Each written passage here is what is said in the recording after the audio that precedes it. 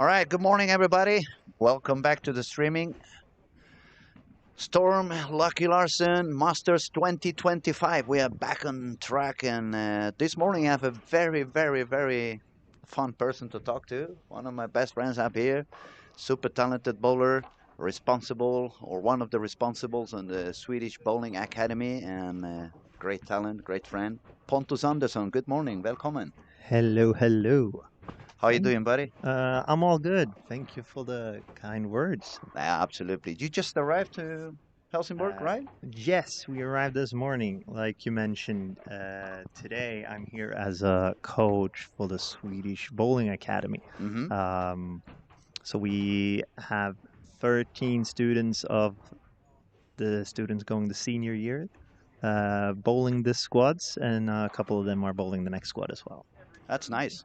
So we can expect to see a lot of talent on the lanes, a lot of young talent on the lanes. We have also a couple of PBA guys already showing up in the morning. Actually, one of them is on the top of the score after 2 games, which is Ethan Fury, another young talented. I guess it's going to be a very good example for many of the kids of the schools that they can bowl nearby Ethan. Oh yeah, he when you look at him bowl, he's just like example for how you want it to look like. Like it's very smooth, and when the lanes gets as hard as it is here, it looks very good. He looks very solid, and I must say, the first time I saw Ethan, it was obviously online. I don't travel to the PBA events, but when I saw him making shots, it was the first time I said to myself, "Okay, that is no longer just pure talent. That is no longer I grab the ball with 2 hands and I go for it. It kind of gives me a look like it was if you could have a hybrid between the old school bowling and the two-hander style. That's what it would look like." Oh yes, correct. And like because he's so smooth with it, but still is bowling with 2 hands. I think he's gonna be definitely a top contender this week to finish very high. Oh yes, I agree. Yesterday we saw him trying a few things. He was kind of lofting the ball a little bit into deep in the lanes because for those who have not been watching before, the pattern is quite demanding. It pretty much takes you away from the corners right from the start. You don't want to be anywhere close to the gutters on any of the sides, so the lane is a lot tighter. People is bowling quite deep inside already at the warm-up, so the more they bowl deeper and deeper, it burns out pretty quickly. So yesterday we saw Ethan trying to avoid that traffic by lofting the ball a little bit, but every single one who has tried this, I would say perhaps only Nate managed to do that yesterday by throwing harder. But if I look at the results, everybody who has succeeded to bowl quite well, it was kind of moving back to the old school, a little bit of less lifting, a lot more rolling, let the ball do the job instead of forcing the ball to do the job. And that's what Ryan Barnes did, for example, yesterday compared to the day before. He had a lot weaker hand position. He was letting the ball slide through the lanes instead of forcing it to do that. And what I saw by the end of the squad on Ethan, even if he had been traveling and he just arrived yesterday with the jet lag and all the energy obviously gone because it's impossible to rest properly on the plane and such long trips. But he already was doing on the very last game this kind of motion of becoming a lot more smooth, which is also, I think, it's more his A game. And this morning he showed up here. He's already shooting 57 over after a couple of games. For those of you watching, let me see where is Ethan at the moment so we can tell you which camera you need to look at. 17-18. 17-18 actually. Thank you, buddy. And yeah, absolutely, it's looking pretty solid. Now, Pontus, what do you see on the lanes? What do you think is going to happen during the this squad? Because we see a lot of younger kids. I saw some of them trying to throw some urethane at the beginning. I don't think that's the equipment you want to use in these conditions. But due to the format that we have, the lane where you have been doing the warm-up, it's where you're gonna end up bowling on the last game. So what do you think is going to be the traffic today? We have seen a very high games on the first couple of games, and then 3 and 4, and I'm talking generally, and every single squad, 3 and 4 has gone down like really crazy.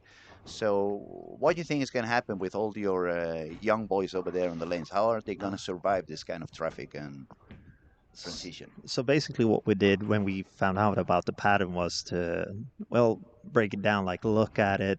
What is it really saying? And we can start with seeing that it's 44 feet. That Hmm. tells us that we're gonna stay closer to the pocket. But if we really look at the pattern, it's a lot of the oil that is on the lane is right before the arrows, Exactly. and that's gonna make the ball just go like super fast in the beginning, but then it's like no oil at all, so it starts hooking pretty early. So it's about controlling the middle lane, The most of it. Yes, and then it actually uh, buffs a little bit slower at the end, so it puts down less oil, and it's a little bit of drop brush, which means that it's gonna get even drier in the back part of the lane. So everybody sees a lot of transport the first part of the lane until the arrows, and then the ball just starts hooking.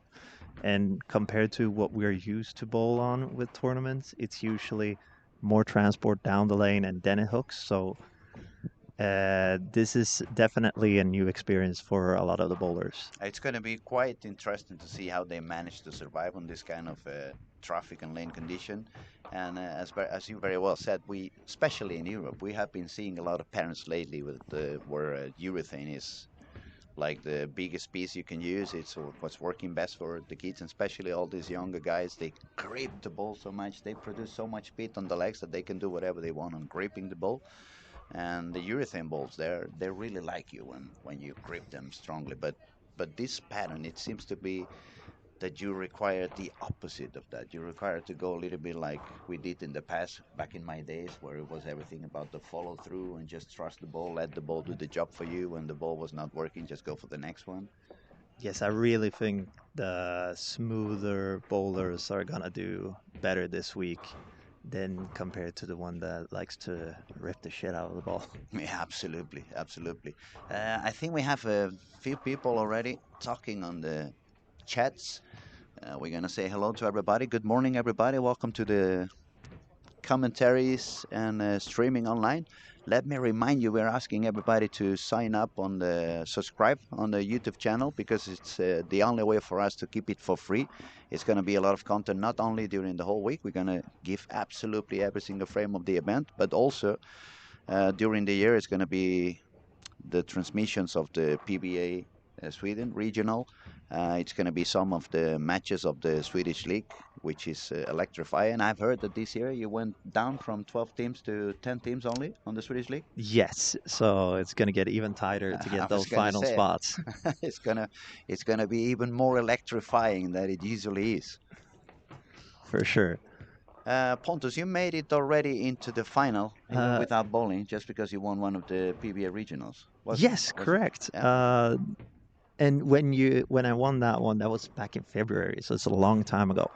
And then you thought, oh, it's great, I made the cut. But now when the week is finally here, it's so nice to already be in the cut. Especially It's when you see how when people is yes, when I suffering on the lanes. You're like, okay, at least I'm one step in there already. yeah, But you got a buy for step one. So if yes, you want to make correct. it into step two, you're gonna have to bowl, hit the lanes no matter what. Yes, I'm gonna bowl on Friday, Uh, and this week has been very easy to watch how the people are bowling. Like I said, it looks like it's the smoother bowling style that the pattern demands. hmm So it's kind of what I've been practicing on throughout the week. See what kind of different balls is going to work out. So yeah, it's It's going to be gonna exciting for sure. it's gonna be fun to watch because I can recall you also like to grip the ball. Oh yeah, for sure. And that's why it's very important for to make good decisions with the balls I bring here, and really be aware of that my misses maybe be to be a little bit smoother than actually grip the ball. Mm. Have you spoken to some of your teammates in Team Sweden? Yes, a couple of them, and they are just saying the same thing. That's why I was asking because I've heard them. We going back home. We're gonna grab some different equipment and Yes, we'll be back. and a lot of them just want smoother ball motion in general because usually what what has a tendency of when we don't figure stuff out is to put more surface on the ball, and that puts more control on the lane, and then it usually works out when it's harder, right? But this is kind of the opposite. Yeah, You it doesn't. actually want a little bit more shinier balls, but still with control that makes you hit the pocket an extra time instead of maybe 2 a 10 or just right for the face. It was one of the things we were talking yesterday. No, sorry, 2 days ago when I had Andrew Anderson and Francois Leroy. We were talking a little bit on the streaming, and I said I'm not gonna bowl. I have some issues with my health at the moment that doesn't allow me to bowl. But if I were to bowl on this event, we usually spend a lot of the warm up once we find the area we want to bowl on. We usually grab, a little bit dollar ball, move outside, do some room on the outside. But on this one, on this case, I would actually do the area the opposite way. I said I would grab the spare ball, move 7 to the left, make the lane longer. So when I come back at the very end of the squad, at least I can have some hold on a little bit of a deeper area. And that's one of the mistakes I think some of the young ones are doing, as you very well described. We are so used to, or they are so used to, really gripping the ball and just moving left and make the ball go faster and harder and adapt that way, that this pattern is actually confusing some of them. They see the lanes that is a little bit tough, so they start grabbing even stronger balls. They have been using a super aggressive copper stalks and super strong cores, and then I can see how they suffer to try to make the ball cross the middle of the lane, and it's very hard for them because they can make a couple of strikes, but as soon as the speed is a little bit different, the target is a little bit different, it's not a 9 spare anymore. It's a 6 split, 5 split, stuff like that. Some of the kids that I know from my time in Mura, I spoke to them. I said, look, I think you should go for a high RG ball, a little bit lower differential. Let the ball help you cross the lane. Let the ball help you get a little longer in the distance, and don't try to produce it with the hand. Then it's going to be a little bit more consistent in your shot. It's going to be a little bit easier to repeat, and the ball's not wanting to jump or die too early. Yeah, I agree on everything you said. It's like I said, the lower diff on a lot of balls, I think is gonna help out a lot, and it's gonna make it easier to see the ball motion you like, and then it's easier to repeat the shots as well. We have some people saying hello. We have, let me see.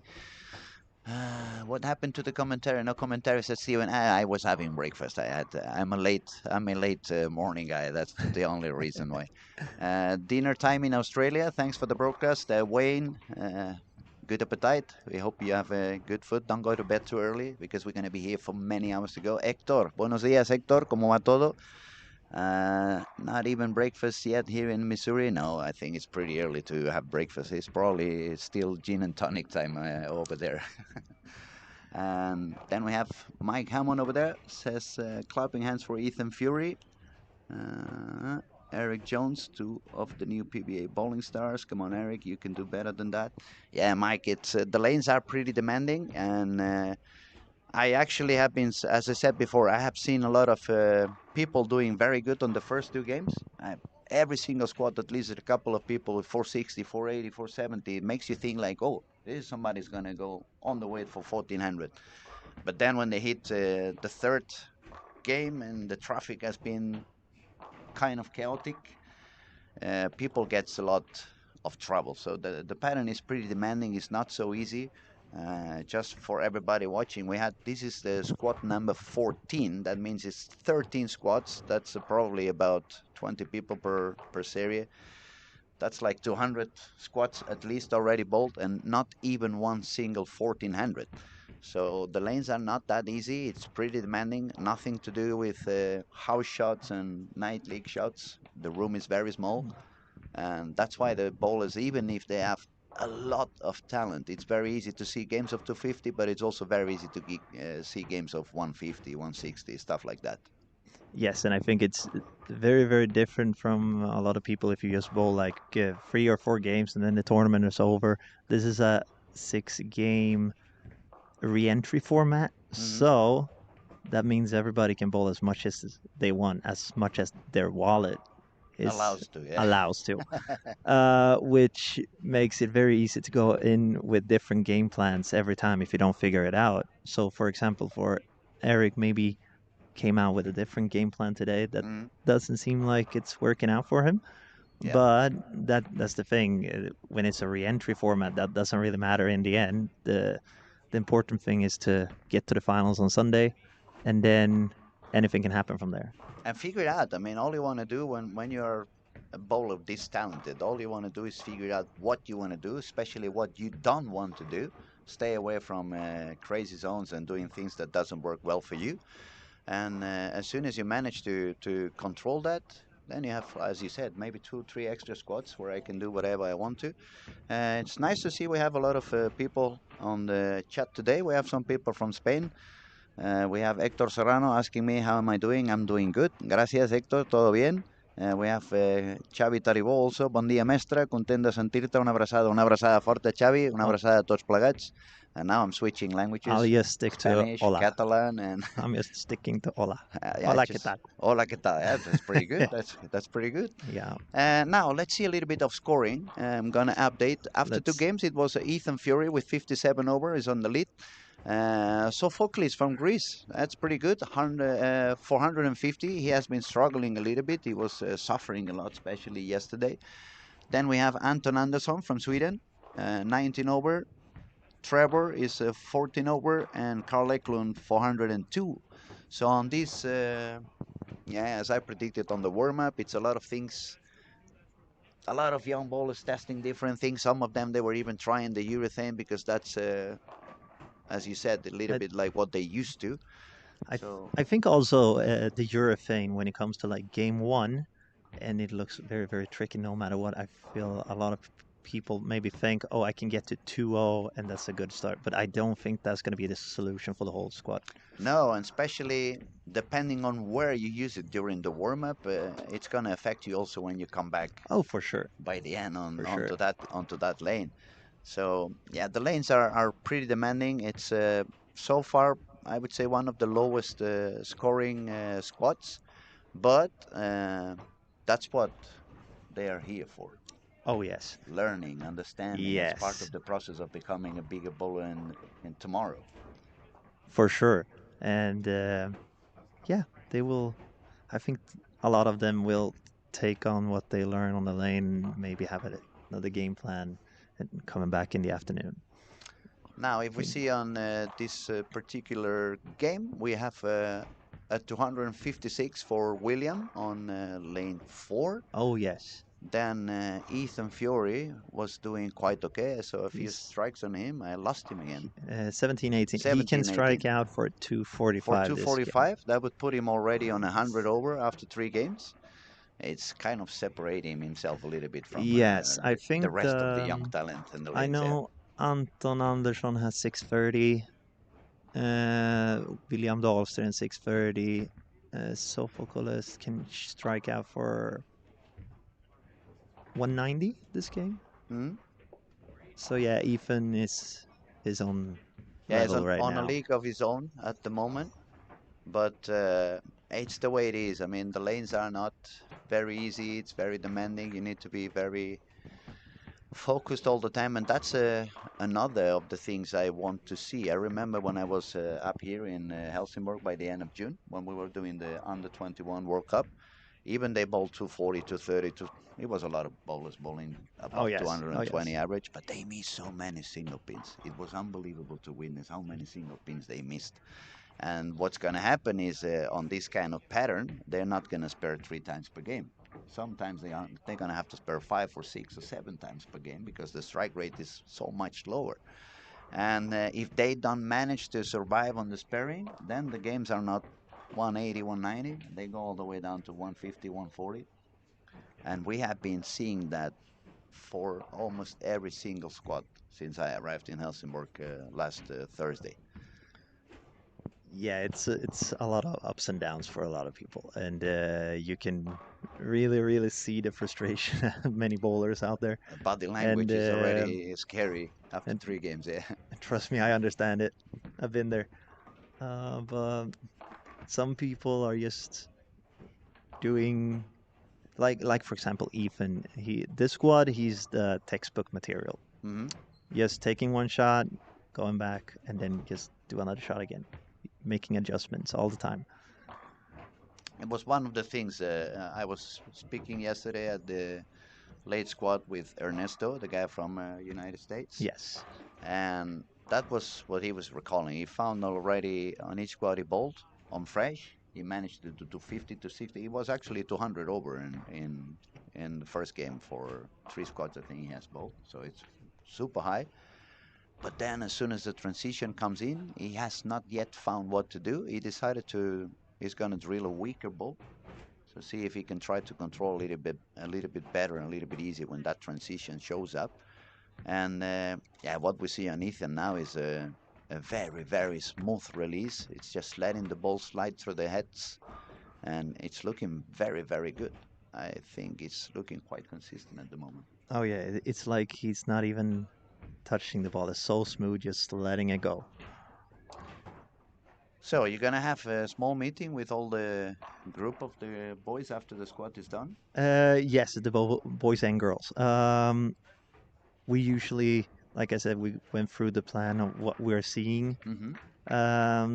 with the pattern and how the lane play is, and of course, it's going to be different for every one of them. We are 13 Yeah, students it's here, quite a few. and they also have different kind of styles, so they all need to figure out how they all can find that smooth ball reaction and just continue doing good shots. Just out of curiosity, how many are one-handed of those 13? Now he has to count. Yeah, yeah, Give yeah, him a yeah, second. Give him a second. yeah. I think they are free. Yeah, free. Three. So 3 out of 13. The numbers are Yes. changing very quickly. Four, four, Four. Oh. four. Yes, But still, the numbers the are changing like very, very quickly. yeah, And I guess of those four, the probably two are girls. yes, Mm, correct. you don't see that many two-handers yet, but No, they're slowly popping up more girls that are two-handed. For example, Elissa is one of the girls Elisa that's Mehmet. two-handed. Hmm. And among well, a lot of the boys are in general. It's it's happening very fast. I was in Bollnäs 2 or 3 weeks ago doing some coaching a camp over there, and every young kid it was two-handers. There Oh was yeah, not even one was bowling in one hand.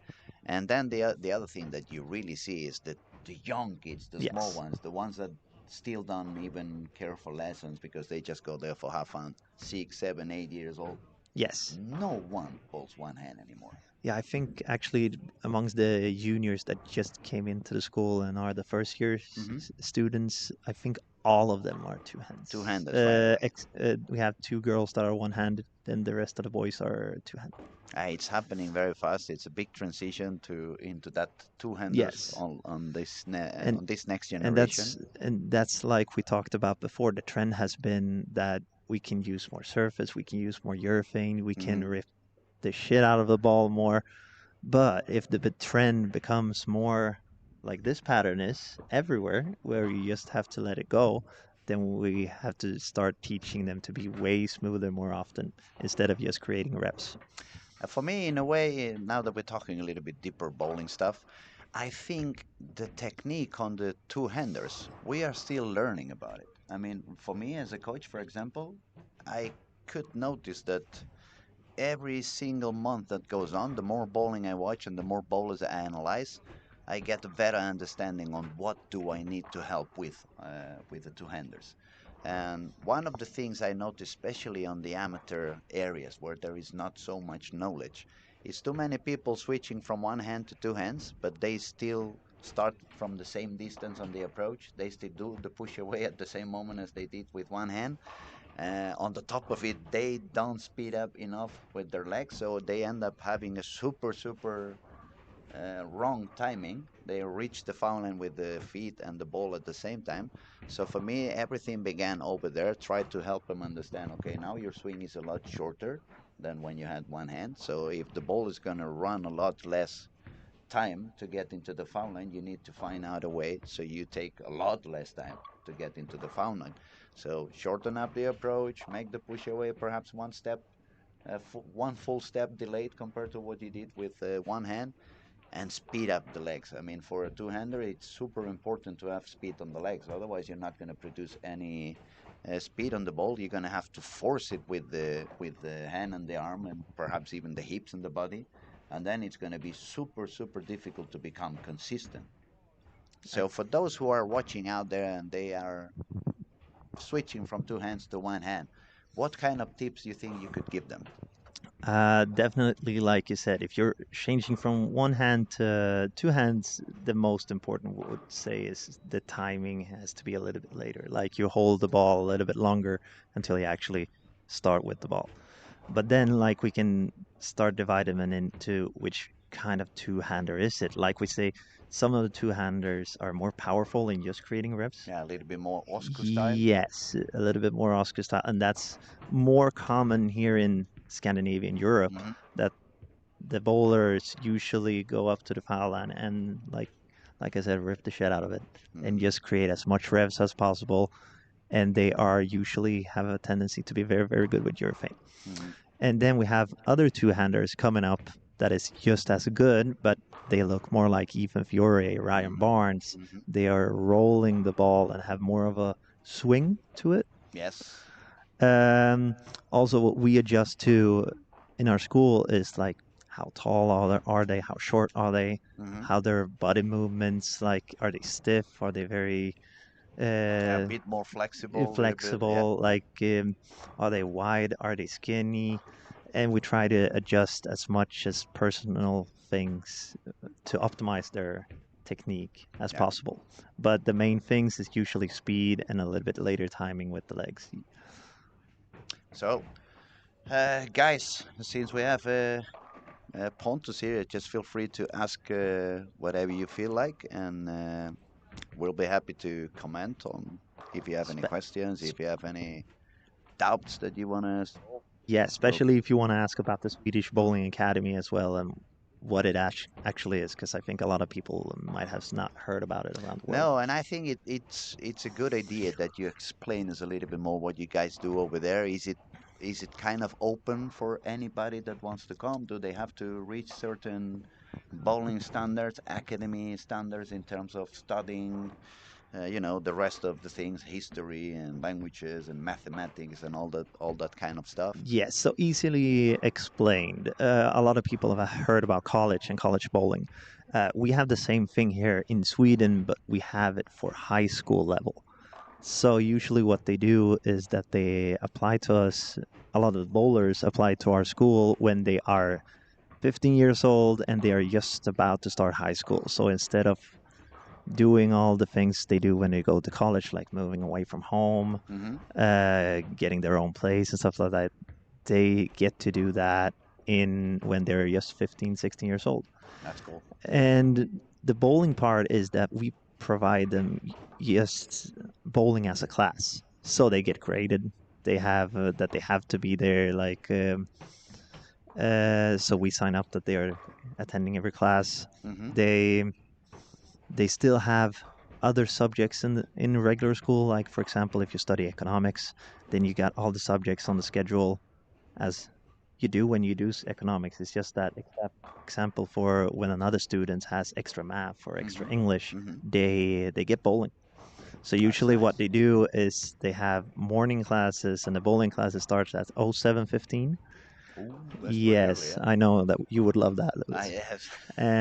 Or they bowl after school I was in the gonna say I afternoon. wouldn't have slept so much if I had been coming into that But school. yeah, so they also have classes like with the PE class. So we have still a lot of physical training Hmm. every week, and we also have a theory class, but how they learn about the mental game, how the body works with food, etc., etc. So they get like the full package.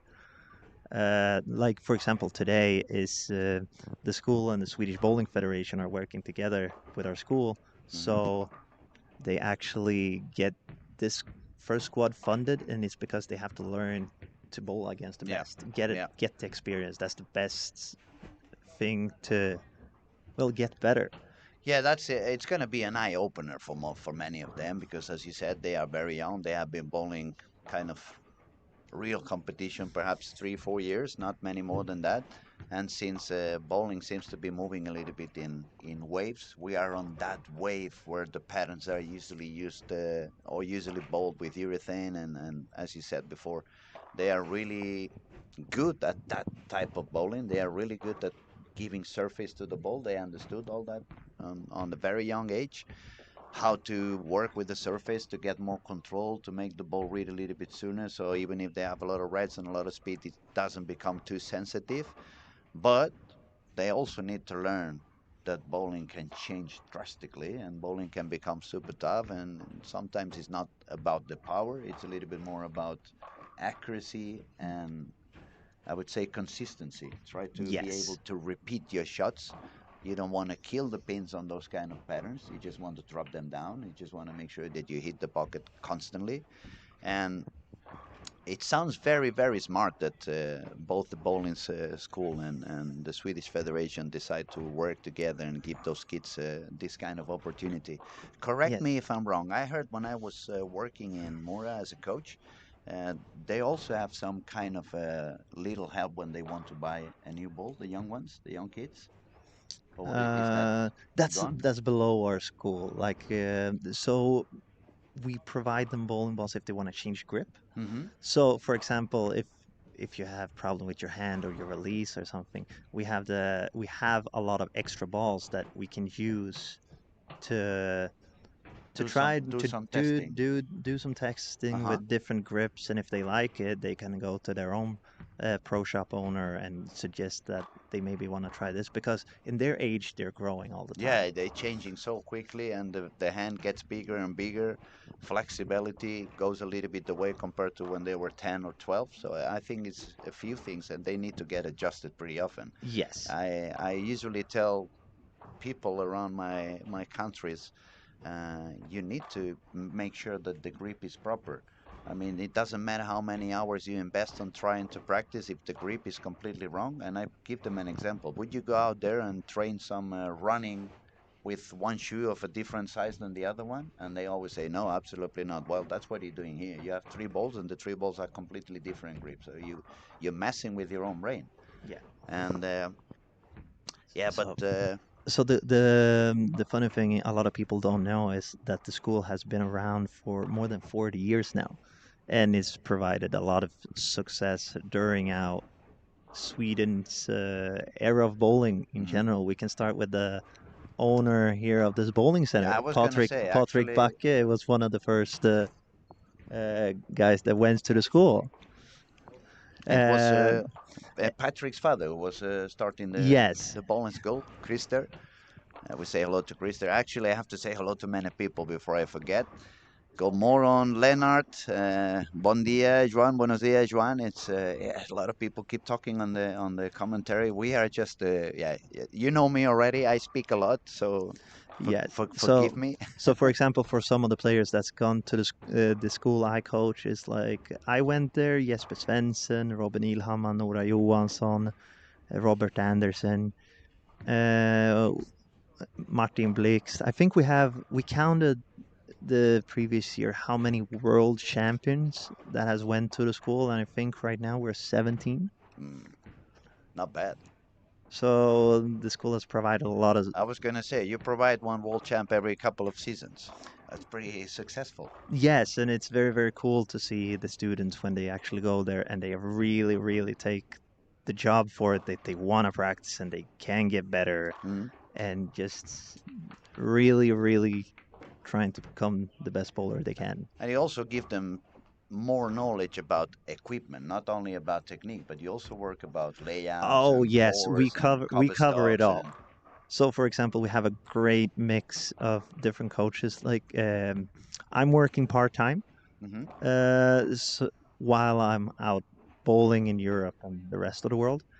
Peter Hellstrom is one of the bowlers in Sweden that has the most tournament games, and he gets so much experience just bowling everywhere and has a lot of knowledge in bowling since forever. And then we have Pepe Engström. He's been a national coach in both for Sweden and other countries throughout the years. So we have a great mix of a lot of knowledge Mm, throughout the years. absolutely, absolutely. So we try to cover it all with, like you said, ball motion, technique, lane play.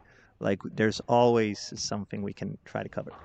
And it's important that they start learning these things pretty early on their career, because one thing is to learn them, and a completely different thing is to master them. Oh That yes, for sure. requires a lot of time. You need the eyes to get trained over the years, and that's what happening to me, for example. Now, some people get surprised when I'm sitting down behind the lanes and I see it changes so quickly, and especially to the friends, you should change to that ball and you should move 5 here and 3 there, and then they make a shot, they strike, and they look at you surprised, like, how did you know that? Do you have a crystal ball where you see the future?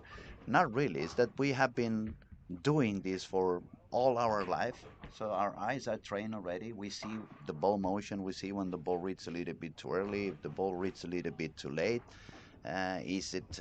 I don't only see the ball, how is it moving on the lane, but I also grab a lot of information on how the pins are falling. That's another thing the young ones need to understand. Yes. Back in my day, when I was a younger kid, we had we used to think about our bowling balls of which one hooks most and which one hooks less. It was all about how much distance, sorry, not how Sideways it much went. sideways it would Yeah. move. Nowadays, I try to explain everybody, since 220 is usually not enough. You really need to bowl 250 if you want to be a contender on some of the events we are bowling today. Um, you really need to understand the way the pins are falling. And I try to explain to most of the amateurs when they go back home, for example, they have been bowling the night league and they hit the pocket all night long, but they couldn't strike, and they go home and tell their wife, "Oh, I was so unlucky today. I hit the pocket all day long, but it was 9, 9, 9, 9, 9." It's not a fact of luck. It's you had the wrong ball in your hand. If you find the right ball in the hand, and then you get the right carry, and in order to understand that the angle must be the same, we don't want to think anymore about which ball hooks more, which ball hooks less. We want to start thinking, when do they hook? Which one is earlier? Which one is later? And obviously, if I want to keep the same kind of angle, a ball that hooks really early, I cannot bowl a breakpoint too deep inside, because then it's going to produce a very weak angle. It's not going to carry. If I have a ball that's going to start hooking very, very late, I cannot put it too far to the outside, because then it's going to generate a way too strong angle. It's not going to carry, or it's going to strike, but as soon as I'm a little bit out of the pocket, it's going to give me a very big split. And for the amateurs, I think it's important that they start seeing bowling a little bit more this way.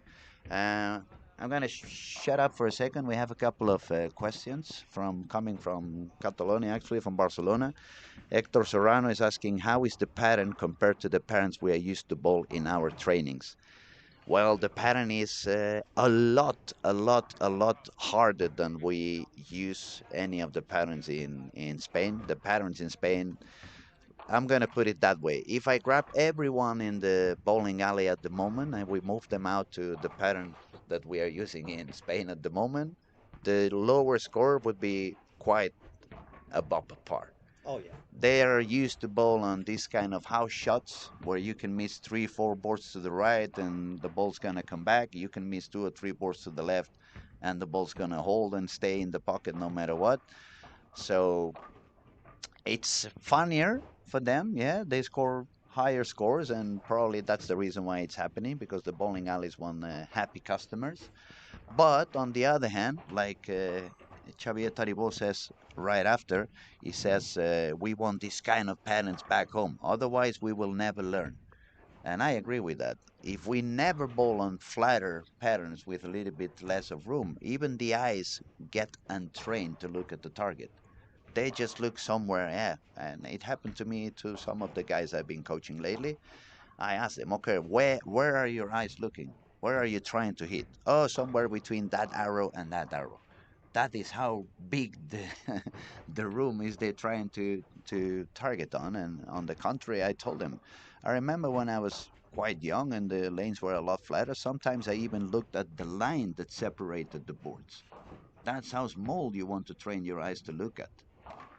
So yeah, we definitely would do a little bit better with tougher patterns in the Spanish at least from time to time. Oh yeah, I just love variety. So I love when it's gonna be hard like this. I love when it's some tournaments with a little bit room, but it's more like when you just see a trend of the same thing all the Hmm. time. Then is when it gets kind of boring as a bowler, I would say. So like for example, this challenge we have this week, it's something different that we haven't been exposed to in a long time. So I think it's gonna be fun. Yeah, it's like you get a new puzzle. You need to Yeah, solve it. You need to start thinking. You need to focus on a lot of different stuff that you have been doing for the previous months or whatever.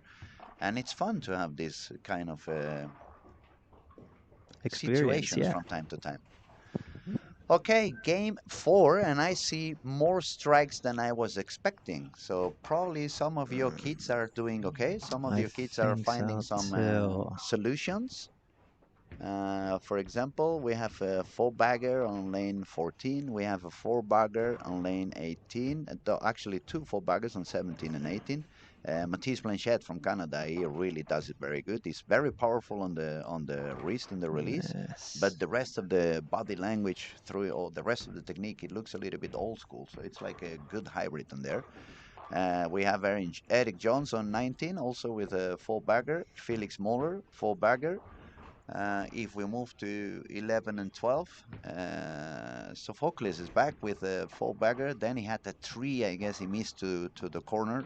When you have a three, probably missed to the outside a little bit, and he got 6, 10, whatever. Now, where was Ethan? Ethan was moving left, so 1 and 2, and he has a pace on 278 when there's 3 frames left. yeah, He's locked in. is he gonna be the first 1400? Th- it- yeah, Let's not jinx no, him, no, I but it looks that way, let's right? It jinx looks it. like He he's can do gonna. it. He's gonna do it. He's very, very good, and Yeah, he could he's probably be the first one to break the 1400 yeah. on this pattern. I love to watch him bowl.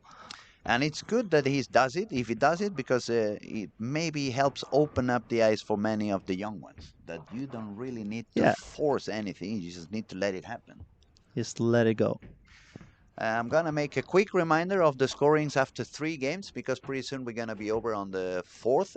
For those of you who are wondering, Ethan is bowling on lanes 1 and 2. He's gonna just make a shot on lane 2. He's standing in front of the ball return already. 3 steps. He's really good at those 3 steps. That was pretty good. I mean, the way when you miss, but just the fact that he's letting the ball slide through the lane, it pays out pretty well. It could have been a 210, but it was just a 2 pin, so it's going to be an easy 9 spare. As I was saying, Ethan Fury on the lead with 702 after 3 games, so 102 over. Then we drop down to 639 for William Dalston. 632 for Anton Anderson. Anton Anderson has been bowling quite a few squats. He's been Yes, fighting it, and I'm not sure what his highest score is so far. me neither. As soon as we get our Yes. technician back on the room, we'll find out. Then we have Sophocles from Greece, 629. Canada, Matisse Blanchette, 625. Adam Anderson's 609. Adam Anderson, is it a family with? No, No, we're it's too many Andersons. Andersons is very very common over here. None of you is family anyway.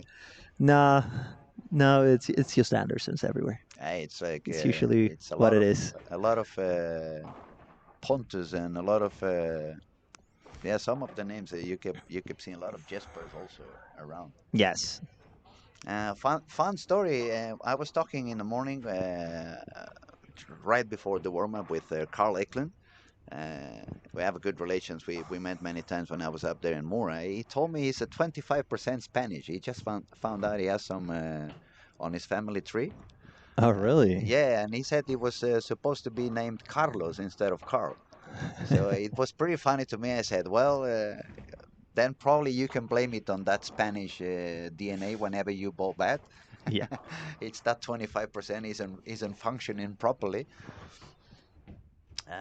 Felix Moller, he just won an event on Sunday, right? Yes. There Hammer was Youth, a I believe it was. there was a youth event here about an hour from here Hmm. in Eslöv, and yeah, it was a lot of the kids that did pretty well. But Felix was one of the winners that weekend. And then Saturday, Elias Ersson also won something and shot the 300 game. I don't remember exactly where he Yes. bowled. Yeah, there's a lot of tournaments going on. They're doing good. Elias is a very, very nice kid. He was bowling at the club I was coaching in Mora. He bowled one hand until he was pretty much 16. Then he moved to Nässjö into the Yes, bowling school, and he moved to two hands. He had a bit of a rough time for a little bit, but obviously it's a big change. It's not for something sure. you can accomplish in 3 weeks, 6 weeks, You eight gotta have weeks. patience as well. You need to be patient, but the fact that he has already won an event with two hands, I expect is going to give him a little bit of mojo and confidence to keep going and keep working and keep learning on that process, which is a never-ending process, I must say. You never stop learning, you never stop No. evolving because the game itself, Yes. it's evolving continuously. Yes, as long as you like to still learning. When you think you know everything and that you're done, that's usually when you stop develop. Yeah, and the thing is, even if bowling is one of those sports that you can do until a very, very old age, when you stop bowling a little bit more and you start becoming more into coaching and helping the others around, you really want to keep learning. Otherwise, you cannot teach the young kids what I did. I cannot teach the young kids what I did 30 years ago. It's not going to work. It's a complete different game now. Some of the tips I can give, some of the tips would work in few occasions, but we have to adapt our knowledge to the reality of today's game. Oh, always. Like we said, it's always about the trends. The trends last couple of years has been more that urethane has been in favor, and that's why a lot of people has been very, very good with it. And it makes sense because they score the highest. Uh, Absolutely. and like it said, when you find out that the trends are slowly telling you something different, that's when you have to figure out, okay, what should I be up to the next couple of practice sessions or not? Mm. Okay, we just saw Ethan Fury got 8-1 on the ninth frame. It's just an open frame, but still, if he doubles on the 10th frame, he's going to go for 230. So that would put him already with 930 after three.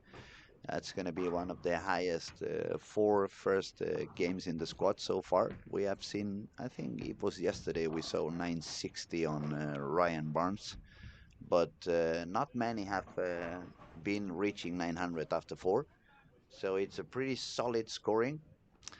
Uh, most of the people is already reaching the ninth and the 10th frame. Pretty soon we're going to do a refreshment on the scoring and we'll update. So in the meantime, I'm just going to remind everybody, feel free to subscribe to our YouTube channel. The main reason is we do everything for free. All the content is for free. You just need to be subscribed. That's going to help us overcome the YouTube rules, and they will take care of any kind of expenses. So yeah, go on and sign up and subscribe in the YouTube channel. And oh, I see our friend from Korea is back. He's been texting almost every single day. Oh, Uh, 안녕하세요. That's about it. that's all. Yeah, That's about it. it's a lot more than I can say anyway. And this guy is gonna Oh, get angry at me because it's been texting for 3 days, and I still haven't been able to reply, oh. not even once. Well, I got a question why I haven't bowled yet. Well, they hosted a lot of PBA Sweden event previous this season, and if you won one of those, you were automatically qualified for final step one here at the Larsen. So yeah, I won one of those, so I got one final spot. So I will just bowl one squad on Friday, see how it goes, and hopefully get to final step two. Otherwise, I will go bowling on Sunday. But you only have registered for one squad, Yes, correct. and you're a fast learner. That I feel that it's easier to learn when you actually watch it. So I'm very, very happy that I get to be here and watching my students today and evaluate and see what the best solution will be for me when I bowl.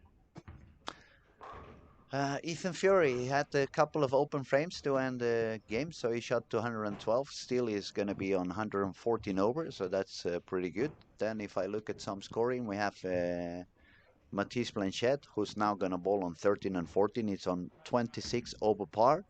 A lot of people with 780, 770, 760, even some of them a little bit shorter from 700. Not many are on above the par at the moment. Anton Anderson has 825. 825 for Anton Anderson. That's true. He's gonna bowl now on lane 1 and 2. 799 on the Robin Jacobsen, but I think, yeah, William Dahlsten is gonna probably over 800 as well. He's bowling on 7 and 8. He's having a bit of issues. It looks like he's gonna make 170. Yes. So he's gonna stay like around slightly even. above 810, probably Yeah. 810, 811.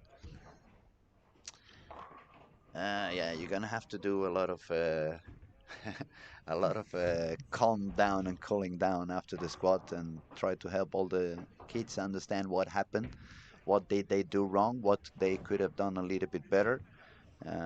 I saw some of them. They were, as I said before, they were trying the urethane at the warm up and game one. Um, so maybe there gonna be some talking about what they can do a little bit different on next squats and see what they can do if they can get a little bit of a different approach into the strategy they want to get during the next squat. Yes, usually it is how to find that smoother ball reaction, and yeah, just get a lot more control with the ball. Because right now the ball hooks a lot when they miss a little bit.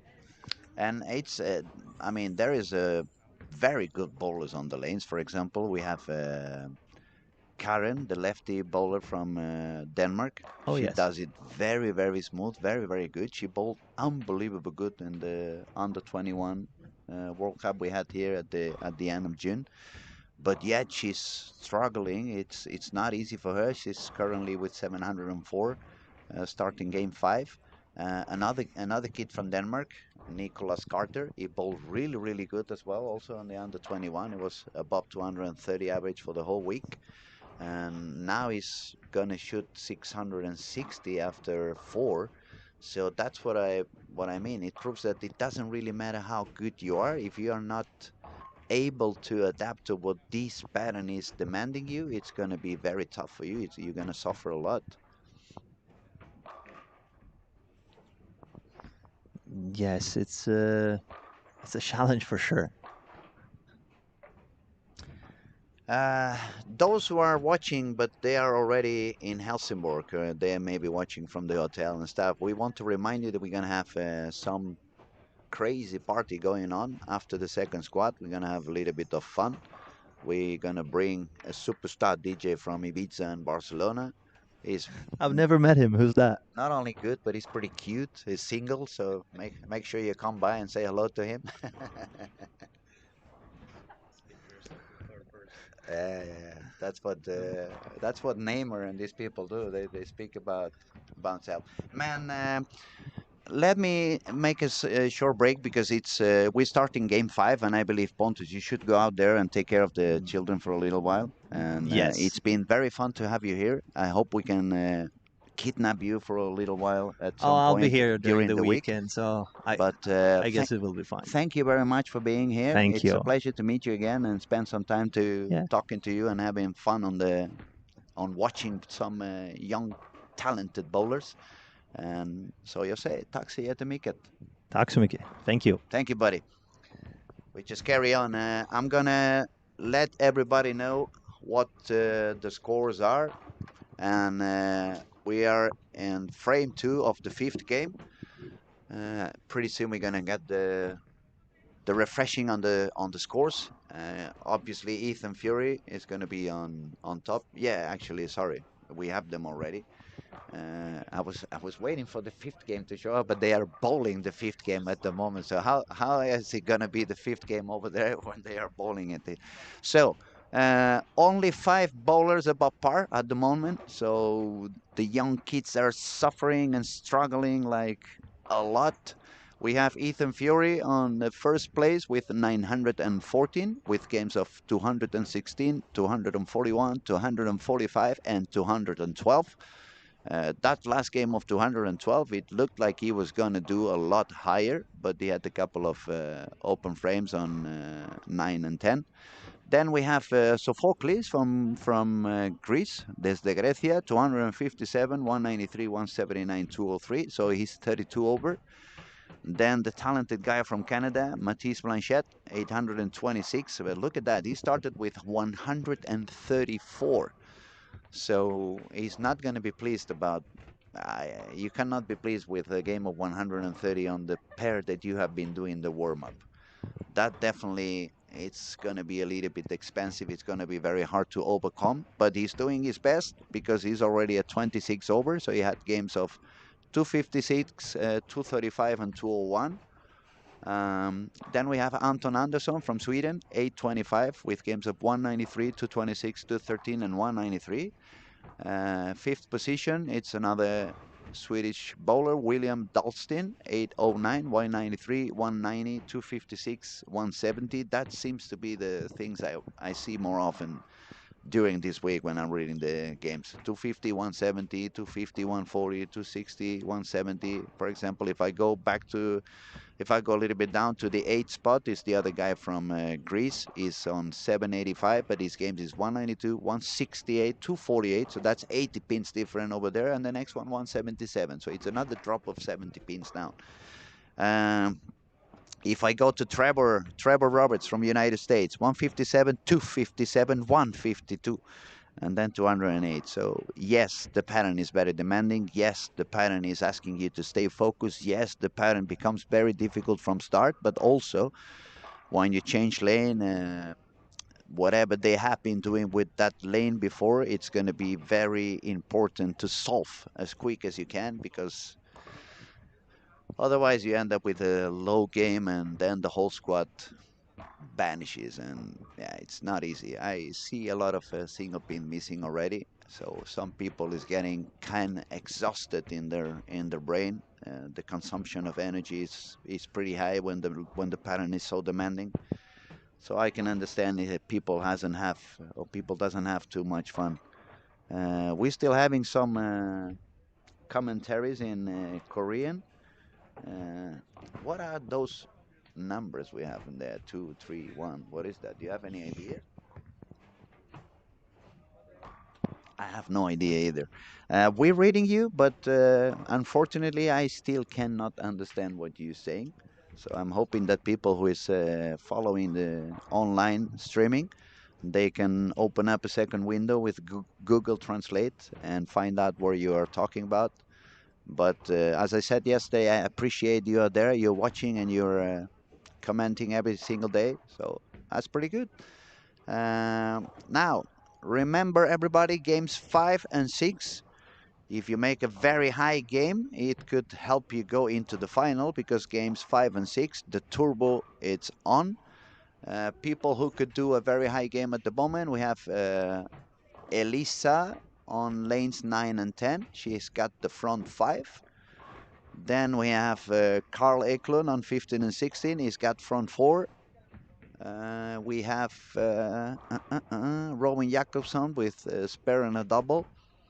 And I believe at the moment the turbo is somewhere around 267. It was yesterday, both for the 5th and the 6th game. I don't think that changed on the last score yesterday. I don't really remember, but I think so.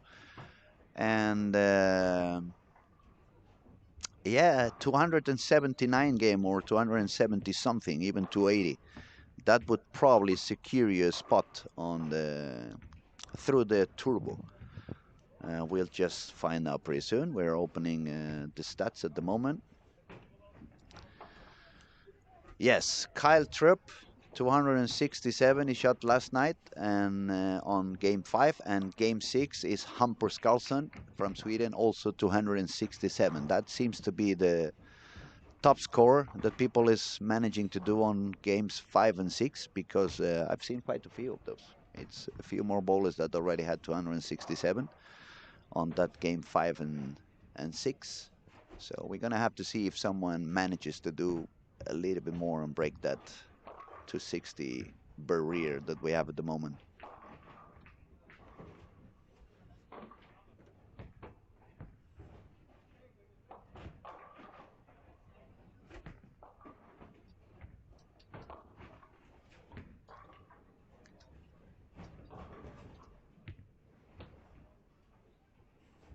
Now, if any of you hear a little bit of weird sound and noise, it's my stomach. It's waking up, and pretty soon it's going to be lunchtime for me. I'm getting hungry again. I don't know what happens every time I get into the streaming room. I become super hungry. Okay, now I had a question. I was like the numbers that come with a kind of a king and a number besides. I was wondering what that was. So it's the icon in YouTube live chat is the top viewer, #1 supporter badge. Wow. So Hector, you have been the #1 supporter in that channel. Joan, you have been the #1 supporter on the other camera streaming. Then we have Mike Hammond, is #1 as well, and Alana Peters. So it's pretty good. And the Korean guy, you are talking a lot, but you still haven't got the #1 position. So hopefully pretty soon you get one of those #1 king of the stream. We could say king of the stream. Okay, Carl Eklund, 9 spur, so he could do 279. On the other hand, Elisa, she managed to put the 6-1, so she could be the #1 at the moment. I'm talking about the turbo, obviously, not talking about the overall squad. #1 is Ethan Fury, 114 over.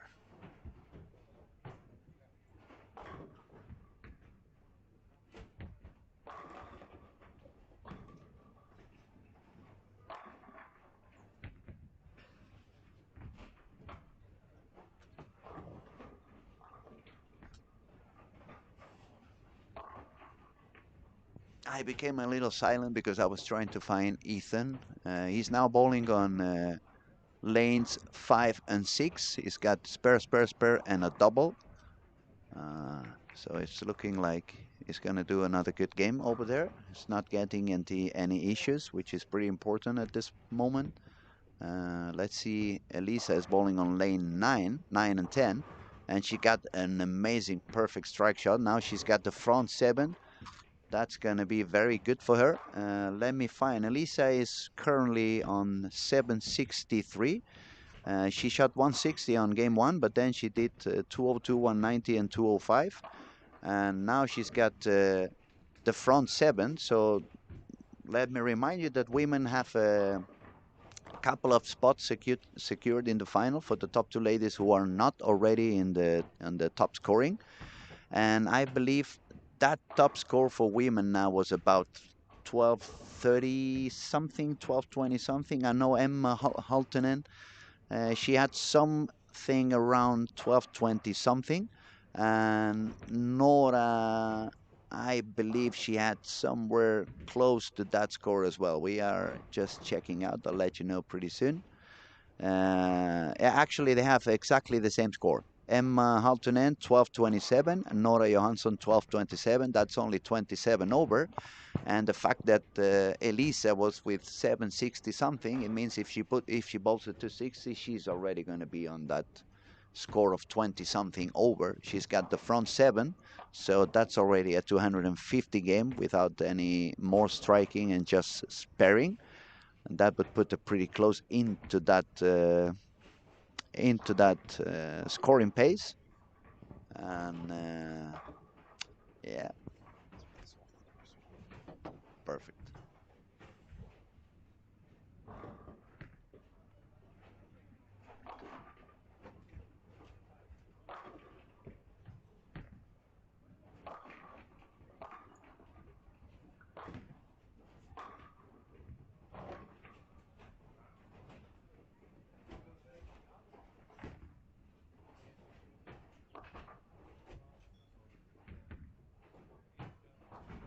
Oh, that was a lucky one for Elisa. She just missed a little bit left. The ball didn't held at all. It just got into the left side of the pocket, but she got the Brooklyn. So that makes it 8 in a row.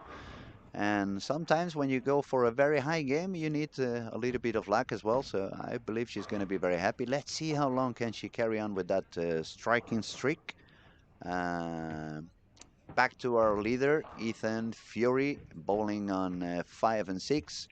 8 spare, 9 spare, 9 spare double, 9 spare strike. So yeah, it's a okay game, not super high. Let's see if he finds the way to strike out and produce a little bit of a higher game, perhaps to 20 to 30, which would put him all the way on 30 to 40, sorry, 130, 140 above the par, and give him a good chance on if he has a very successful last game, become the new leader. If he has an okay game, at least secure his spot into the finals for Sunday.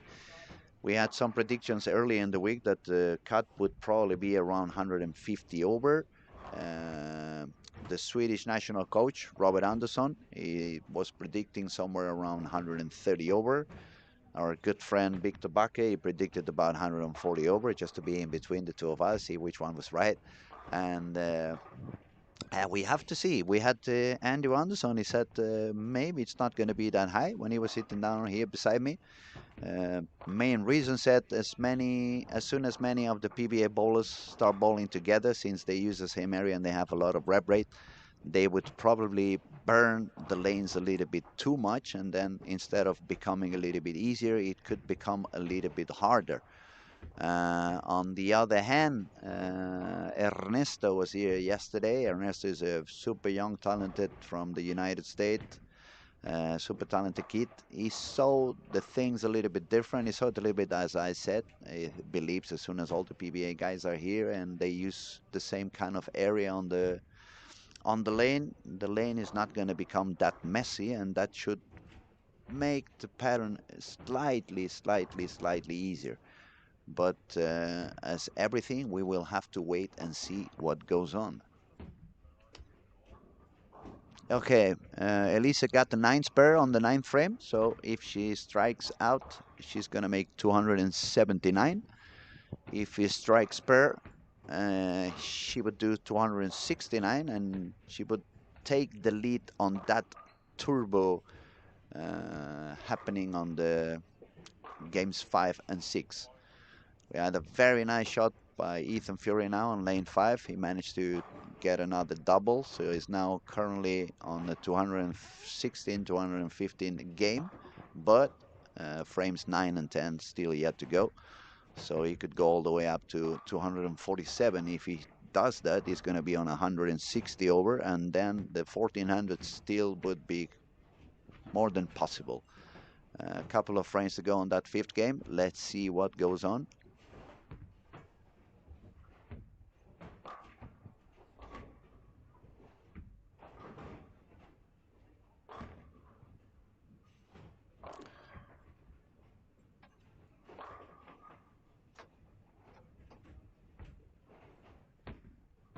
Yeah, so far on this game, we can see a few people have found something that may work for them. For example, we have Nicholas Carter from Denmark. He's really talented. He's quite powerful, a single-handed bowler, quite tall. He can really bowl, but he has been struggling a little bit today. He couldn't really find how to solve the issues on this pattern. He just had a split that usually happens when you talk good about someone. You suddenly jinx them. But nothing to do with his talent. He really has a very nice talent, and yeah, it's a very good experience for all these young kids trying to learn and trying to see what goes on. We have Dion Weber. Hello, Dion. Nice to see you're following us as well. Shout out to Jamie Hickey, wishing him all the best. I think Jamie did not only a very good decision by coming up here and facing the best bowlers in the world, but also it's going to help him a lot to understand a little bit more what real bowling is like. Jamie's a bowler from Gibraltar. He's bowling in the south of Spain. Myself, I've been bowling down there for all my life, and I can tell you it's good to start traveling and coming out and bowling on these kind of different environment, surrounded by a lot of talented bowlers, surrounded by people who can score really, really high. They have a lot of rep rates. And mostly above them all, it's going to be very beneficial for him to bowl on a real tough pattern, a very demanding pattern that is going to help his brain and his eyes to look into a smaller targets. That's one of the issues we have down there in the south of Europe. We bowl in way too easy patterns, so we are getting used to look at the very big areas instead of looking at the very small areas. We become worse and worse in terms of aiming because the lanes are doing everything for us. So yes, Dion, I'll make sure to say hello to him as soon as the squad is over, and I can take a small break on the commentary on the streaming. But I'm very, very glad that Jamie is here, and is, as I said, it's going to be very beneficial for him. He's going to learn a lot. And the other thing that's going to happen is as soon as he hits the lanes back in Gibraltar and some of the bowling alleys in Spain, he's going to find them so easy. His scoring pace is going to go higher. He's going to bowl even better than he has been doing in the last few months. Now, oh, that's a very expensive frame for Elisa. She was on the way for 270, but she got a 5 on that 10th frame.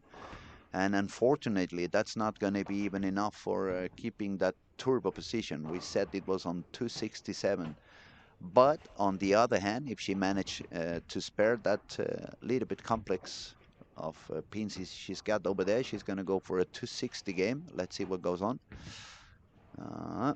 That was a very nice pair. Nice save, nice cover. So she's going to bowl 260 something.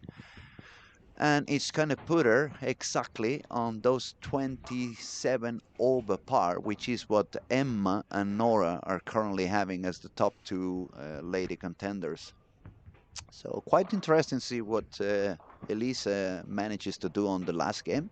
See if she can find a way to score a little bit more than 210 or 220 and try to secure her spot a little bit on the top of the ladies division. Now we're going to see her 12 frame. She's bowling quite deep. She's somewhere around 25.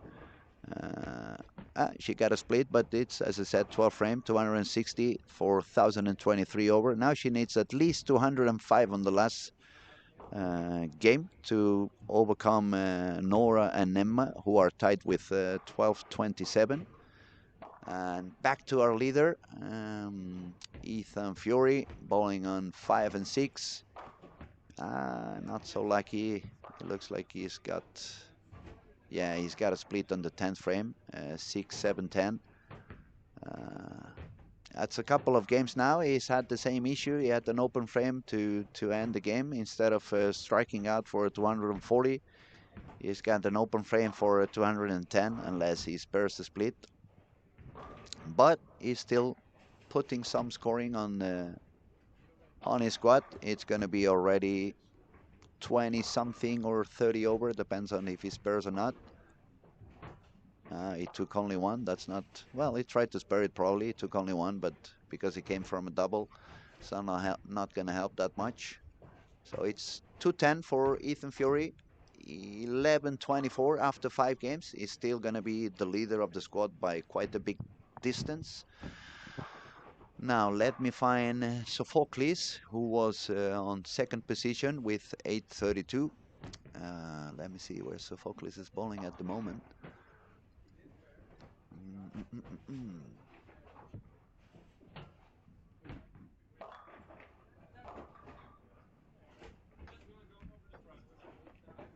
Can't find him. Oh, over here. Yeah, now I found him. On lane 7-8, he's got the triple, but he also has a couple of open frames. So it's not going to be a very high game. It's not going to go up very much. Matisse Blanchette, he was on 3rd position, but he's going to have a little bit of a lower game. He's going to need to strike out to make 203. He's bowling on 13 and 14. Very deep. It's in the middle of the ball return, almost on the left lane. Yeah, lifting it on 6.5 arrows. So that was pretty deep inside. One of the deepest shots I've seen so far. He managed to double again, triple, double on the 10th, triple, 9, 10, 11. So he's going to save a 200 game. but he's going to be only 29 over with one more strike, so he needs a very high game at the end, and it may not still be enough to make the cut. People above par, we have Elisa at the moment with 1023. We have Carl Eklund, who just shot 247, so he's also sitting above par with 28 over. We have Anton Andersson on 1 and 2. We shot 215, so he's now sitting at 40 over. And we're going to have Mathis Blanchette from Canada, who just shot 199. The score just went away, so I couldn't see exactly what went on. But I think it was 199, so he's going to be at 825. People is ending their fifth game. No one managed to do anything for the Turbo. Elisa was pretty close with that 260 game, but the top scores at the Turbo remain Carl Trupp at 267, and now we are entering the sixth game. It was the same score for the Turbo, 267, so let's see if anyone manages to do some more at the moment. Yeah, people is really deep in the lanes already. I see a lot of people bowling beyond 25 on the arrows. So it's a lot of traffic. It's a lot of people getting into that area. It's not easy. We see already some people trying different things. And Nathan is already trying to bowl a little bit far to the right, see if he can stay away from the traffic. The problem when you move far to the right is that you really need to be accurate, because the way the pattern is designed, if you miss a little bit to the right, we have seen quite a few people taking only 2 or 3 pins on the corner quite a few times already. The pattern is quite demanding on the corners. It doesn't allow you to miss too far outside. So one game to go to end up this first squat in the morning. That's squat number 14. We're on Wednesday, middle of the week. We still have 4 squats on Thursday, 4 squats on Friday, and 4 squats on Saturday. So it's going to be 12 squats plus the one we're going to bowl later on at 2 o'clock. So that means we have 13 squats to go. We are in the middle of the qualifying of this Storm Lucky Larsen's 2025 Masters.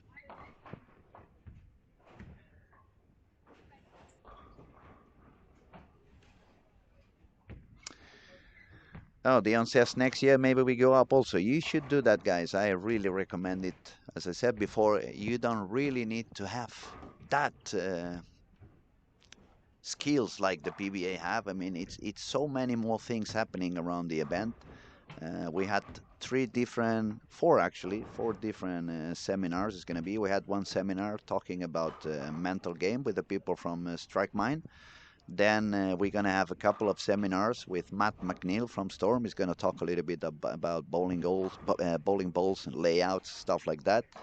Then we're going to have Christian Jonas from Kegel. He's going to do a very interesting seminar. I'm going to attend for sure, talking about how they design lane profiles, hole profiles, how do they do it. And it's a lot of stuff happening around. We had currently at the moment, some of the PBA guys are bowling, they are golfing. They are playing a friendly match in a golf course. Obviously, when they are out of the bowling alley and they're not focused on what they have to do, it's even easier to spend time with them and take some pictures, get to know them a little bit better. It's quite a few of them, so when you are watching the bowling, you can see many of them bowling, but you can see also many of them right behind the lanes and ask for autographs and go take a picture. I mean, get to know your idols.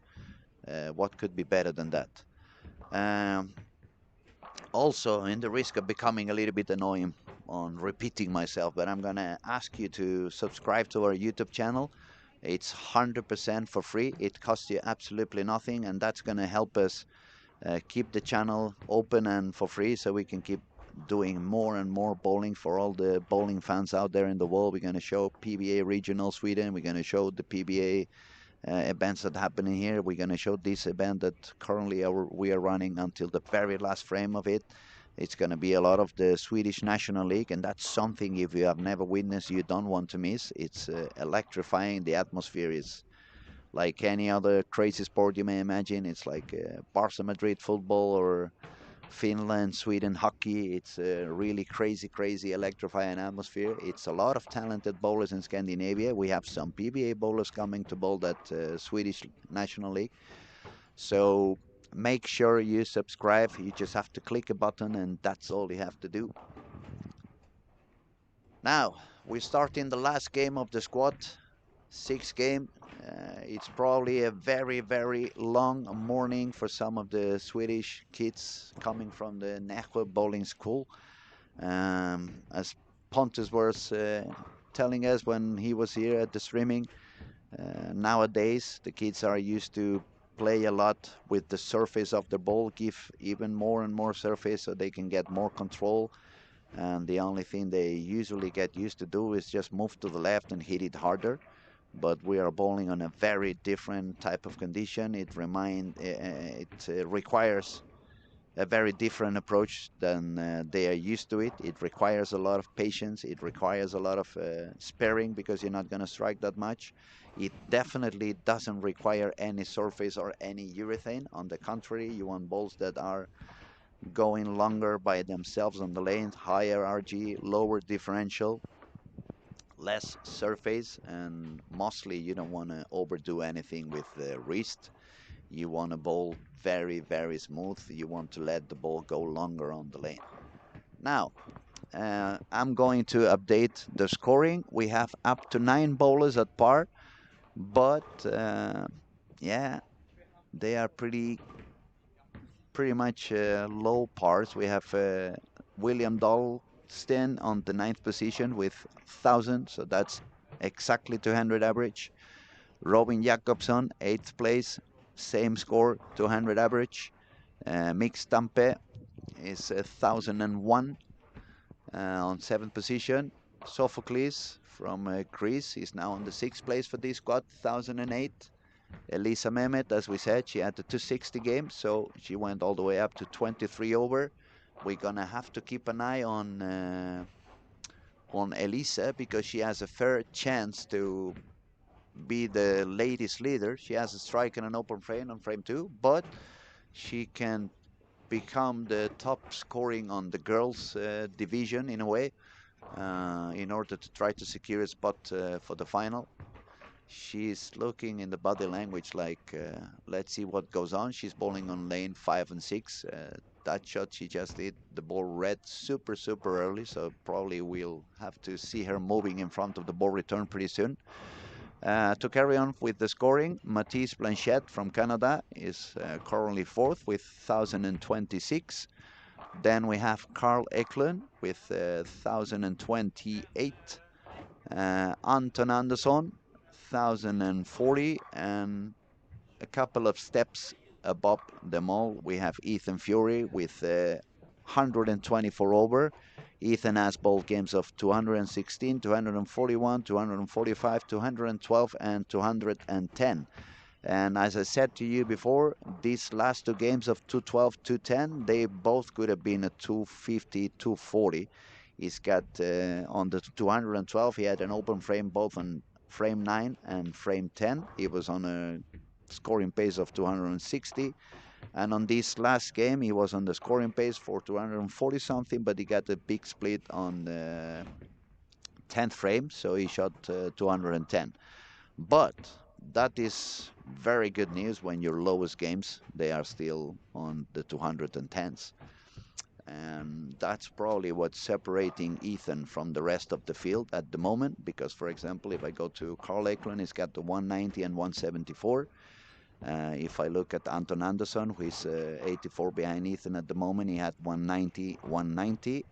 So if you manage to save the low games, you had a lot of room covered already.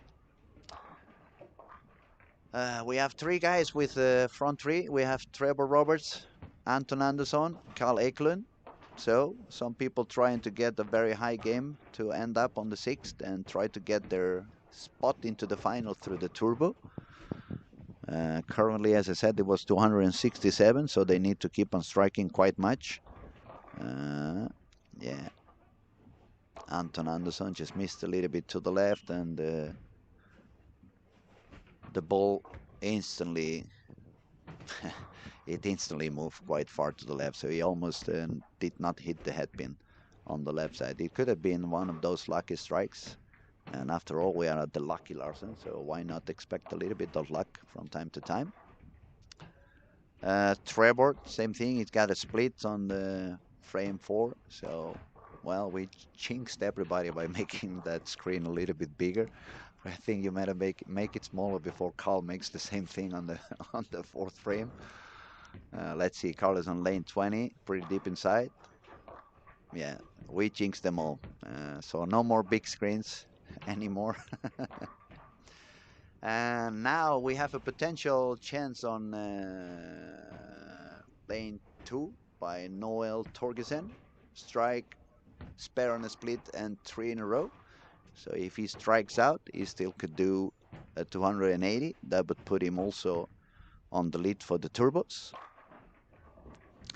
And Ethan Fury is now bowling on. I lost Ethan again. Where are you? Yeah, 9 and 10, double spare strike. So let's see if Ethan can manage to do a very high game at the moment. It's going to be interesting to see what type of traffic he generated during the warm-up and what or how much room they have left for him during these 5 games he has been away from that pair. He's bowling pretty deep inside, he's letting the ball do the job, the ball sliding pretty far down. It's not forcing it, and that's the one thing I keep repeating for those who are watching, especially if you're going to come and bowl at some of the squads. It's what seems to be working better. Let the ball cross the path, don't overdo. Nobody who's lifting the ball deep in the lanes is doing okay. We could say Nate Purchase was the exception to the rule, but the rule says otherwise. You don't want to force it, you don't want to fly it, you just want to let the ball slide. And if you still are packing your bowling balls in the car, make sure to bring some balls with higher RG, lower differential. Most probably you can forget the Aberlons in the house. Nothing's going to happen if you forget them. And if you have already packed, when you stop to refuel, you can throw the Aberlons into the trash. And yeah, you know me, it's my sense of humor. No, sorry, sense of humor. And I just carry on. We try to make it a little bit fun. Otherwise, you know, yeah, I'm not Randy Peterson. Obviously, I take a slightly different approach. So actually, that's a very nice product that we have in here from Christopherson's factory. It's a new stuff they come and they call it Scandinavian Sports Supply. I really like this company. They have a very amazing products to take care of the bowling balls. And actually the one I'm holding in my hand now is the shiny active ball. That's the one you want to bring into this competition. You can drop the 160, 120, 360, even 500 and the 1,000 Aberlons. You can leave them in the car. You're not going to use them.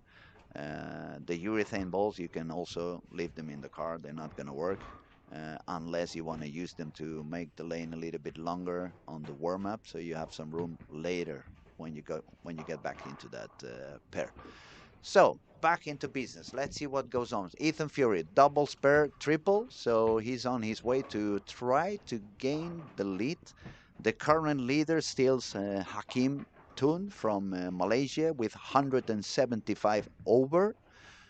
Ethan Fury needs a 251 to tie that score, 252 to become the new leader. But Ethan can do it. I mean, he's not only super talented, but he seems to be quite well aligned with the lane, and specifically the strategy he's using. It's the smart one, it's the right one, it's the way it should be done.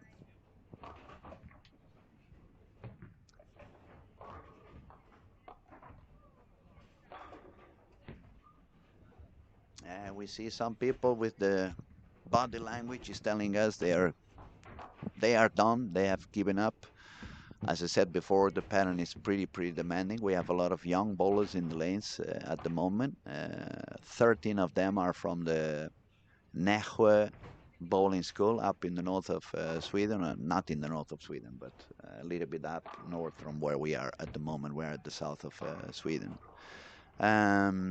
13 of these young talented kids, they're gonna learn a lot from this experience. They're gonna understand that the game has many different ways to be bowled, not only by giving surface to the ball, moving left and pushing it harder and harder. On the other hand, what they're going to learn this week, it's how to control and how to become a little bit weaker in their release and their hand positions. They don't want to overdo too much. And they're going to learn to do something different than they have been doing for the past 3, 4, 5 years, where it's very common to just give a lot of surface, grab a soft urethane and go as hard as you can. Now, lane 9, Ethan Fury working on the 4th strike in a row. Let's see what he does. Yeah, he's really letting the ball go long. It's very good. It's amazing to witness. This kid is pure talent, no doubt about it. And not only talent in terms of technique, he can do whatever he wants, but smart, understanding the game, understanding what he wants to do and what he doesn't want to do. So far, we have no ball reps in the back for these guys of the PBA. Is it here? Okay, my mistake. I thought they had no ball reps, so I was giving all the credits to Ethan. Maybe he had a little bit of help. Maybe he had some talk with his ball rep as well to find out what was the best strategy or plan to do. But, well, if he did, the ball rep did a great job. If he did it on his own, is more of what I was saying. Pure talent, pure understanding of the game. And that always helps you score in pretty much any kind of condition you're going to face on.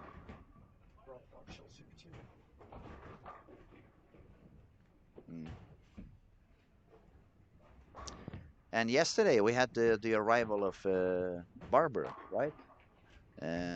Storm company owner. She has to do a lot now because since the passed away of Bill, it was pretty sad. He's done so much for the bowling industry. But it was nice to see Barbara coming along and finding the energy to travel. And she went golfing today, yeah? She's on the golf course with the guys. Nice.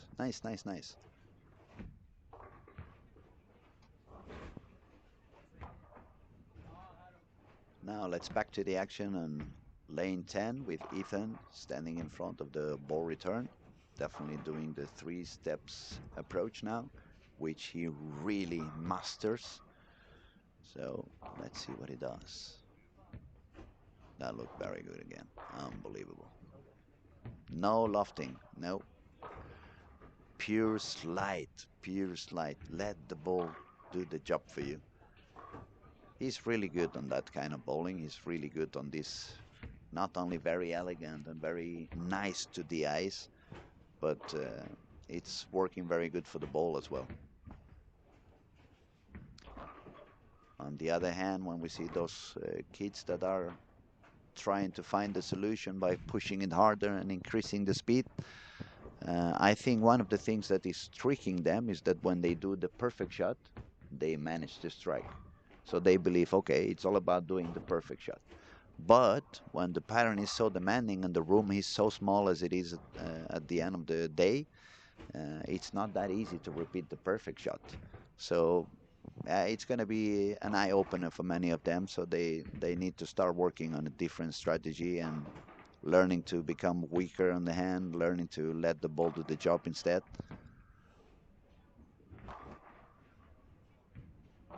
Maybe we should write down in our agenda for next year, do a special seminar on how to let the ball slide through the lane instead of lofting.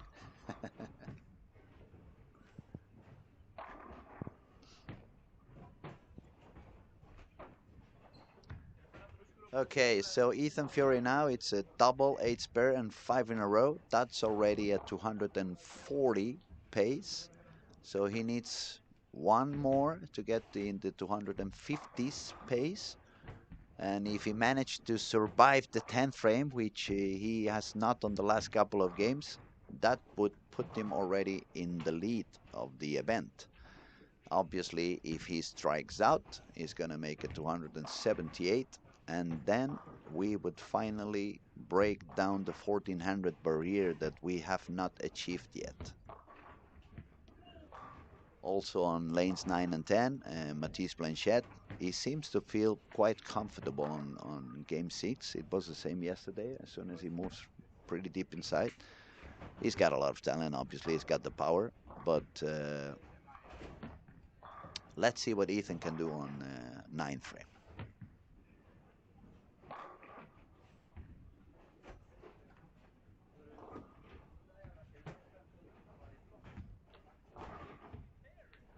Amazing, amazing, amazing, amazing. Now, if he just makes 9 spare strike, he's going to be the new leader of the event. If he strikes out, we're going to finally have our first 1400. So let's see what goes on. I have Daniel sitting nearby. Daniel, what do you think is going to happen on the... I'm not sure this one is working. I think it has been silent. On the bottom, you see the red one. That's channel number 2. There. Okay. Yeah. There you go. You think is he going to break it? Is he going to get into 1400 strikeout? Well, I don't have that many seconds to answer that question, but I think he does it. It's just absolutely beautiful to watch him ball. He's doing everything right. He's very soft on the hand. It's just exactly releasing the ball. We saw that yesterday on Ryan Barnes. He was bowling a lot smoother than he did on squad 1, and he shot more than 200 pins more than the day before. And it looks like Ethan took a note on that and said, I'm going to do the same tomorrow. And he's really mastering. Yeah, and if you see, actually, if you looking what Nate Purchase did yesterday, they are bowling pretty much the same line, but very different ways to get there. Very different way. Nate did it really good yesterday, throwing it a bit harder, straighter, and that seems to be what's working for all the higher scores. You don't want to cross that many boards. No, exactly. You want to keep very stiff angles, go pretty straight into the pocket, don't cover as many boards, because the more boards you cover, the more issues you may find into. But the way Nate did it yesterday, it was pretty... You see, Matisse is also doing the same thing, but in a totally different way. Not crossing that many boards. He's lofting the gutter, but it's still is straight down. Now, let's see what Ethan managed to do on 10 frame. He's looking for the 1400s now. Oh, he missed left. Missed a lot left this time. Oh, and that... Well, he still needs a spare for a 250. We said 251 would tie him into the first spot. 252 would put him on the lead. Let's hope he does not get his 3rd game in a row with an open frame on the 10th frame. Yeah, leaving the... That's not an easy spare. 136. I wouldn't like to have that spare at the moment. He does it nicely done. The right way. He's just straight on from the left side, no backup. Very nicely done. He's going to shoot 255 with a strike. And if he does that, he's going to be the new total leader of the event with 179 over. But yet we don't break the 1400 barrier. There's no... Well, in the first event in Malmö 2017, we didn't have anyone. It was actually 178 over was the leader. Yeah. I think we're going to break 1400 this year. I'm pretty confident we will, but it's not going to be that many, I don't think. It's pretty full on the squads, right? Yes, all the remaining squads are full. All the remaining squads are full. Okay, that's good. Otherwise, I said I'm going to have to sign up and somebody can make the 1400 at the end. That's why I'm happy it's no squads left, so I don't have to prove myself wrong. even after the warm-up. Yes. That was a very beautiful shot now by Ethan Fury. Jokes apart, it was unbelievable to witness. 13:79. He's now the new leader of the event. I'm gonna have to go fast out there, do an interview. And you need to find someone that can hold the camera, because the cameraman is out doing some shopping. All right, so I'm gonna have to do a little bit of work on my own. I'm gonna go out there. I'm gonna leave everybody for a while. We will be back at 2 o'clock with the second squad. And thank you everybody for watching. Let me remind you one last time to subscribe into our YouTube channel if you have not done yet. It's going to be a lot more content going on during the year, and it's going to remain for free. But for that, we need every single body to subscribe. You just have to click on the button. And that's all for the moment. I'll be back with the next squad at 2 o'clock. Goodbye, everybody. Enjoy your bowling.